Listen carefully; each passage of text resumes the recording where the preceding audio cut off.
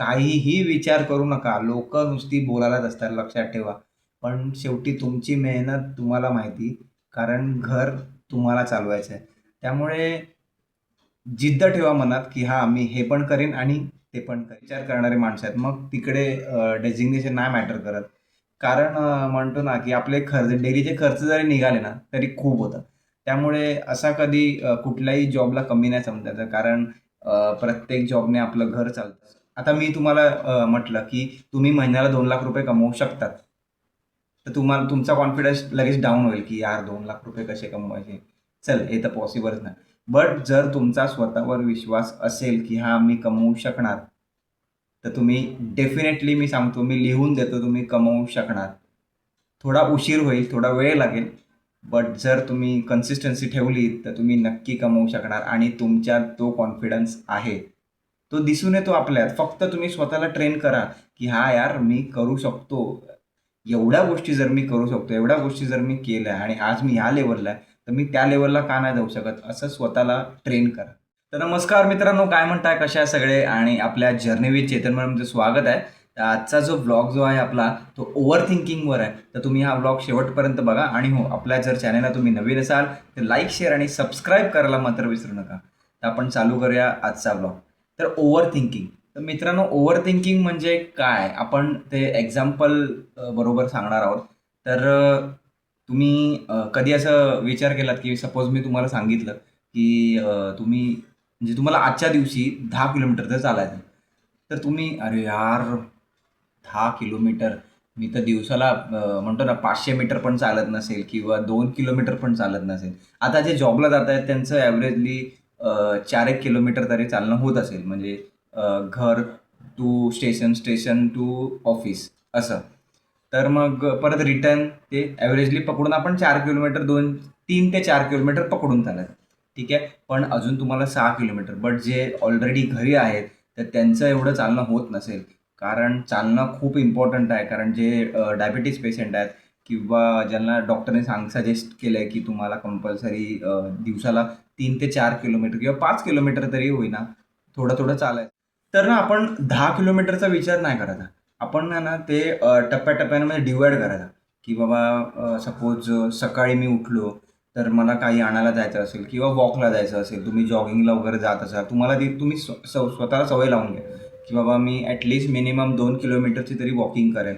2 किलोमीटरची वॉकिंग करायला मला वाटतं हार्डली 15 ते 20 मिनिटं लागतात. डिपेंड तुमच्या चालण्यावर आहे. तर तुम्ही त्याहून जास्ती पण करू शकता, त्याहून कमी पण. पण मी ॲव्हरेजली सांगितलं, की तुम्ही 2 ते 3 किलोमीटर करा सकाळी. त्याच्यानंतर मग तुम्ही सकाळी ऑफिसला जातात. मग ऑफिसवरून रिटर्न येतात. त्याचे ते 2 ते 3 किलोमीटर होतात. त्याच्यानंतर तुम्ही लंच ब्रेक असतो. तर त्याच्यात तुम्ही हवं तर स्वतःला टार्गेट द्या, की मी एवढे राउंड मारेन ह्या ग्राउंडला किंवा एक पर्टिक्युलर तुमची छोटीशी जागा असेल, तर तिकडे मी राउंड मारेन. प्ले स्टोअरला पण ॲप्लिकेशन भरपूर आहेत, की त्या तुमच्या स्टेप काउंट करतात किंवा डिजिटल वॉचेस वगैरे पण आलेले आहेत. सो तेही तुम्ही पर्चेस करू शकता. तर तुमच्याकडे म्हणजे मला वाटतं, की तुम्ही ते प्ले स्टोअरमध्ये ॲप्लिकेशन आहे, तर तेही तुम्ही यूज करून तुम्ही स्टेप तुमच्या काउंट करू शकतात आणि किती किलोमीटर चाललात, तर तेही तुम्ही काउंट करू शकता. सो हे जर झालं लंच टाईममध्ये. पण त्याच्यानंतर मग परत तुम्ही घरी आलात. मग घरी यायचे किलोमीटर. मग नाही म्हटलं तरी तुमचे सकाळी वॉकिंगचे 2-1 किलोमीटर पकडा.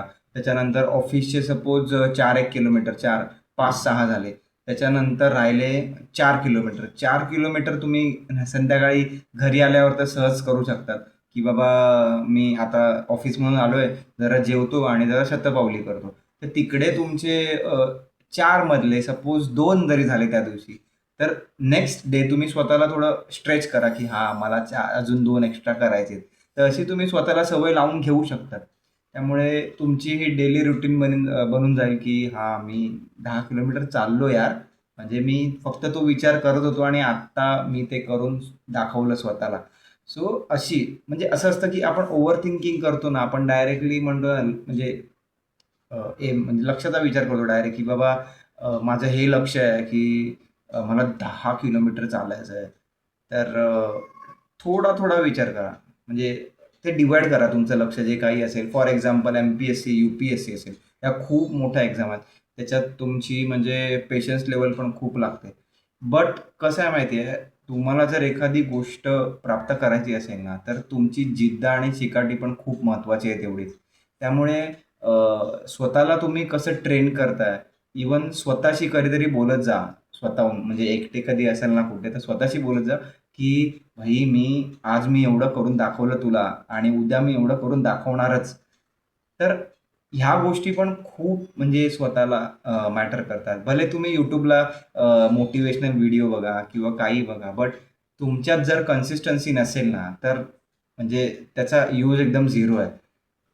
तुम्ही स्वतःला एकदम स्ट्रिक्ट म्हणतात ना, की बाबा हां, नाही तुला करायचंच आहे. कितीही काही झालं, उद्या पार्टीला जरी गेलो मित्रांबरोबर किंवा काही बर्थडे वगैरे असेल, ते जर स्किप झालं, तर मी नेक्स्ट डे स्वतःला जास्ती स्ट्रेच करेन. तर म्हणतो ना, स्ट्रिक्टपणा तुमच्यात असून द्या. तेव्हा ते तुम्ही कुठे 10 किलोमीटर चालाल. तर ही गोष्ट झाली तुमची वॉकिंगची. मी एक तुम्हाला टार्गेट दिला, की बाबा 10 किलोमीटर चालायचं आणि चाललात तर तुमची हेल्थ पण चांगली राहील. चालण्याने खूप सारे फायदे असतात. तर हे झालं चालण्याचं. तर माझं असं म्हणणं आहे, की तुम्हाला एखादा स्टडी म्हणजे मोठं म्हणजे सपोज तुम्हाला डॉक्टर व्हायचं असेल, इंजिनिअर व्हायचं असेल, तर ह्या गोष्टी पण खूप त्याच्यात महत्त्वाच्या आहेत, की तुम्ही स्वतःला आहे ना म्हणजे मला जर एवढे पर्सेंटेज काढायचे असतील, मला ही जर ग्रेड काढायची असेल, तर मी कुठल्या लेव्हलला जाऊन स्वतःला ट्रेन करायला पाहिजे, हे तुमच्यावर फोकस करतं. तुम्ही स्वतःला कसं ट्रेन करताय, की बाबा नाही मी आज म्हणजे सकाळी सपोज 7:00ला स्टडीला बसलो, ते रात्री 8:00 पर्यंत. तर मला असं वाटतं, की एवढा वेळ बसून म्हणजे कोणाचा काही फायदा होणार नाही. कारण एवढा वेळ बसून तर तुम्ही म्हणजे स्ट्रेसमध्ये जालच, की बाबा एवढा वेळ करतो आणि मग काहीच लक्षात नाही राहत. तर लिमिटेड अभ्यास करा, स्मार्ट वर्क करा आणि मग हवं तर मध्ये तुम्हाला जी आवडती गोष्ट असेल ती करा. त्यामुळे तुमचे रिझल्ट पण खूप म्हणजे तुम्ही हॅपी असाल, की बाबा हां, म्हणजे म्हणतो ना, की चेहऱ्यावर थोडं ग्लो येतो, की बाबा जर आपण पर्टिक्युलर एवढा अभ्यास केला आणि हां, माझा हा अभ्यास झालाय, तर मी मस्त खेळायला जाऊ शकतो किंवा मस्त माझं आवडतं काहीतरी खायला जाऊ शकतो. तर स्वतःला थोडी ट्रीट द्या, की बाबा हां, चल भाई आज मी एवढं केलंय किंवा ह्या महिन्यात मी एवढा सिलेबस कंप्लीट केलाय. तर मला ॲक्चुअली कसं आहे, तुम्ही जसं-जसं टप्प्याटप्प्याने करत जाणार, तुमचं वर्कलोड पण खूप कमी होत जातं आणि तुम्ही नंतर अचानक म्हणजे विचार, "अरे भाई, हा एवढं होतं, मी एवढं कंप्लीट केलं. आता माझं म्हणजे जर मी 40% कंप्लीट केलं असेल, तर माझं 60%च राहिलंय."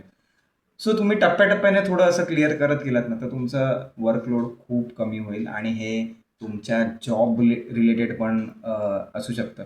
तर आपण विचार करतो, की बाबा यार मला आज जर मी एक्झिक्युटिव्ह लेव्हलला असेल आणि उद्या जर मला मॅनेजर लेव्हल किंवा डायरेक्टर लेव्हलला जायचं असेल, तर तुम्ही स्वतःला पहिली गोष्ट म्हणजे स्वतःला जज करणं बंद करा, की यार मी त्या लेव्हलला जाऊ शकेन का? म्हणजे मी आहे का तेवढा कॅपेबल?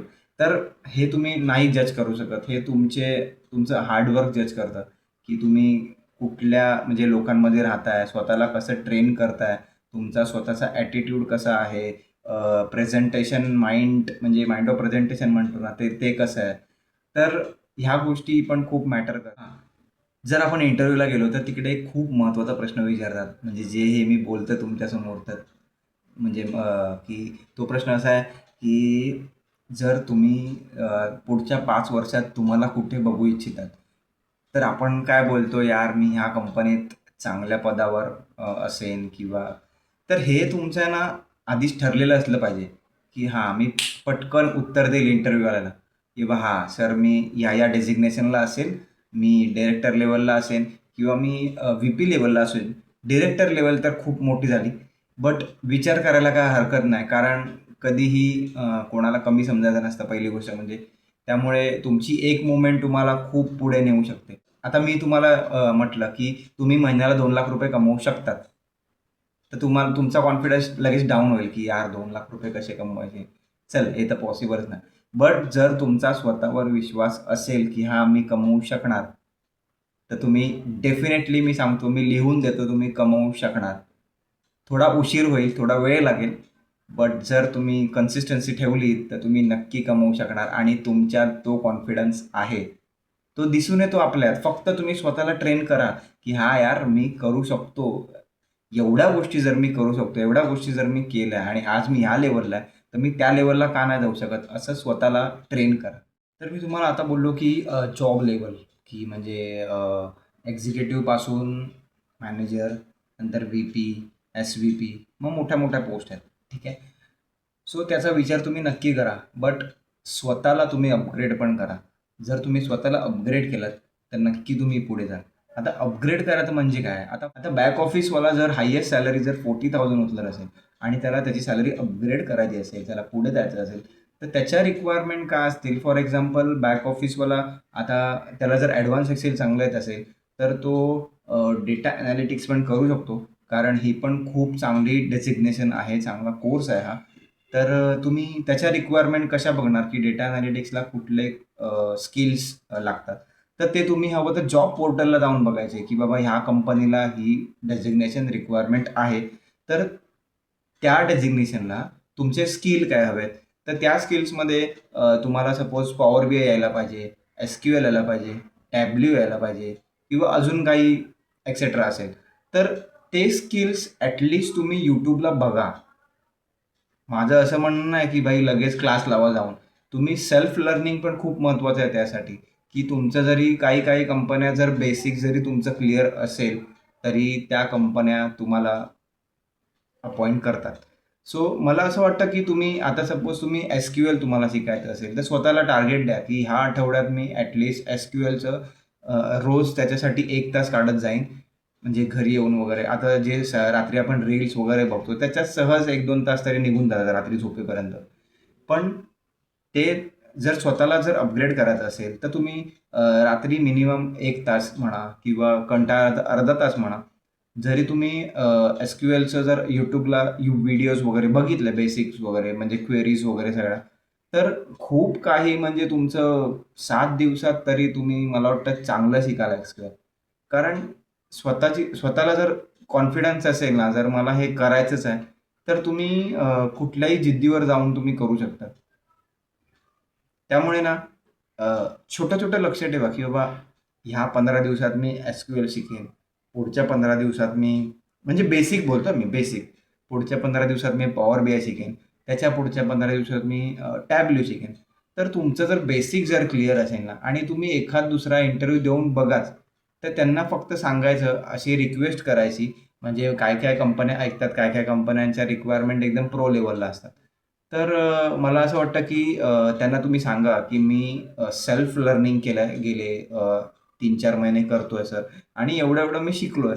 तर ते नक्की तुम्हाला अपॉइंट करतील. कारण त्यांना पण माहिती आहे, की हा जो कॅन्डिडेट आहे त्याला स्वतःहून म्हणजे म्हणतो ना मनापासून शिकायची इच्छा आहे. तर ह्याला आपण अपॉइंट करूया, ह्याला आपण घेऊया. तर असं तुम्ही थोडं-थोडं करून का होईना शिकू शकता, स्वतःला अपग्रेड करू शकता. पण थोडासा वेळ काढा. मग भले तुम्ही रात्री काढा किंवा थोडं सकाळी लवकर उठा 5-1 वाजता. तुमच्यावर डिपेंड आहे. तुम्ही स्वतःला किती स्ट्रेस देता त्याच्यावरती आहे. नाहीतर म्हणतो ना, की भाई आपण मस्त कम्फर्ट झोनमध्ये जगतोय, की यार सकाळी उठायचं, जॉबला जायचं, संध्याकाळी यायचं, जेवायचं, झोपायचं बस. थोडाफार रील बघायचं बस. बट स्वतःला जर अपग्रेड करायचं असेल, तर थोडंफार कुठेतरी तुमच्या कम्फर्ट झोनच्या बाहेर जाऊन तुम्हाला थोडंसं स्ट्रेच करावं लागेल. नाहीतर नवीन एम्प्लॉयी येत आहेत, मग त्यांची सॅलरी एवढी आणि आमची एवढीच, आम्ही एवढ्या जुन्या वर्षापासून आहे, मग आम्ही काय करायचं? असं नाही. पण स्वतःला पहिले अपग्रेड करायचं आणि मला वाटतं, की एज लेव्हल नाही मॅटर करत जर तुमच्या स्किल असेल तर. नाहीतर एज लेव्हल जर मॅटर केली असती, तर आय-टीवाले आज आहे तिकडेच राहिले असते. तर आय-टीवाल्यांना पण आता सध्या एआय वगैरे आहे, तर त्यांना पण किती टेन्शन आहे. त्यामुळे म्हणतो आपण एकेकाचे जॉब पण जात आहेत. खूपच डिफिकल्ट आहे. त्यामुळे कंपल्सरी तुम्ही स्वतःला अपग्रेड करायलाच हवं. तुम्ही स्वतःसाठी थोडाफार का होईना पण वेळ काढा आणि स्वतःला अपग्रेड करा. बघा, जर तुम्ही स्वतःला अपग्रेड कराल ना, खूप छान वाटेल स्वतःला. म्हणजे मनापासून म्हणजे मी सांगतो, की थोडंफार तुम्ही म्हणजे आता मोस्ट ऑफ टॅब्ल्यू वगैरे एकदम ईझी आहे बेसिक. तर टॅब्ल्यू वगैरे शिकला त्याचे फ्री मला वाटतं ट्रायल वगैरे पण येतात 7 डेजचे वगैरे. तर तुम्ही जाऊन ते डाउनलोड पण करू शकता. ते 7 डेज ट्रायल पण करू शकता. असे भरपूर कोर्स आहेत. तर स्वतःला जर तुम्ही अपग्रेड केलंत ना, तर खूप छान होईल आणि मुळात तुमचं फ्युचर पण खूप ब्राईट होईल. जे आता सध्या जॉबलेस असतील, तर त्यांच्यासाठी मला सांगायचं आहे, की जर तुम्ही इंटरव्ह्यू देत असाल, भले म्हणजे म्हणतो ना, की महिन्याला मी 10-15 इंटरव्ह्यू दिले, तरी पण मी हे होतोय, फेल होतोय. बट मला असं वाटतं, की तुम्ही अदर सोर्स ऑफ इन्कम पण शोधा. आता अदर सोर्स ऑफ इन्कम म्हणजे काय? की तुम्ही इंटरव्ह्यू द्याच, बट तुम्ही कुठेतरी म्हणतो ना, डिलिव्हरीची कामं करा. सपोज फॉर एक्झाम्पल Zomato आहे, Swiggy आहे, Rapido आहे. ब्लिंकिट आहे. बरेचसे असे जॉब आहेत, की तुमचा इन्कम पण चालू राहील आणि ही कामं करण्यामागे कुठलीही लाज बाळगू नका, कारण ते तुमचं घर चालवतं.